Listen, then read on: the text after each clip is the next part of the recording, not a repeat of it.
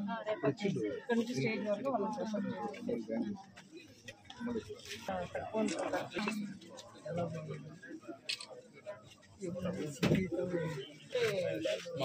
Total చేసి టెస్ట్కి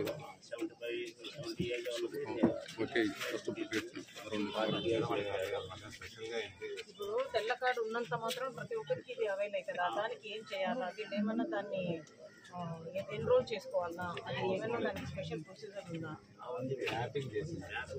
ఎలా చేసుకోవాలా మ్యాపింగ్, ఎవరు చేస్తారు?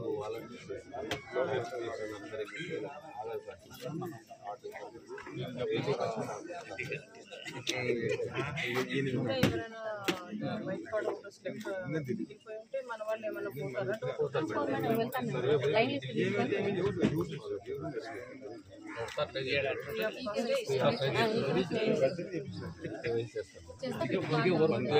ఎనీ న్యాచురల్ డెత్ ట్రీట్మెంట్ వరకు అంటే ఎనీ ఎన్వైరన్మెంట్ 5 lakhs వరకు అంటే ఈవెన్ క్యాన్సర్ కూడా వస్తుందా? ఆల్ క్యాన్సర్స్ 80% కాకుండా మీరు 100% చేయించండి. బికాజ్ హెల్త్ అన్నది మనందరికీ తెలుసు హౌ కాస్ట్లీ. గవర్నమెంట్ హాస్పిటల్ నుంచి ఒకవేళ బై ఛాన్స్ అక్కడ లేదు బయట ఎవరికి సరిపోవు. సో ఎంత వీలైతే అంతా ఇది 100% మన మండలంలో ఎవరు మిస్ కాకుండా చేయించండి. That is the minimum we can do.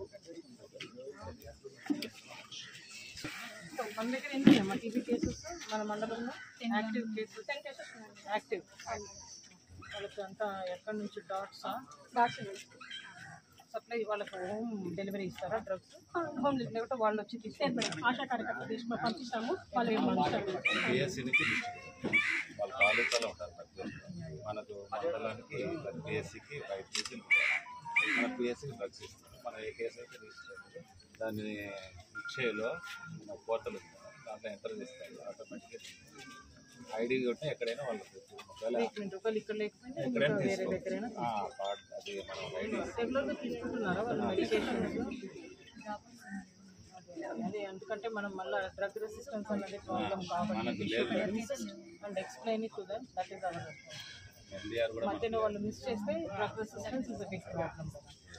మనకి ఎండిఆర్ కూడా అదే డ్రగ్ రెసిస్టెన్స్ చూడండి మా ఎవ్రీ డే టు డే మనకి ఎవరు ఫార్మసీలో చూసుకునేది.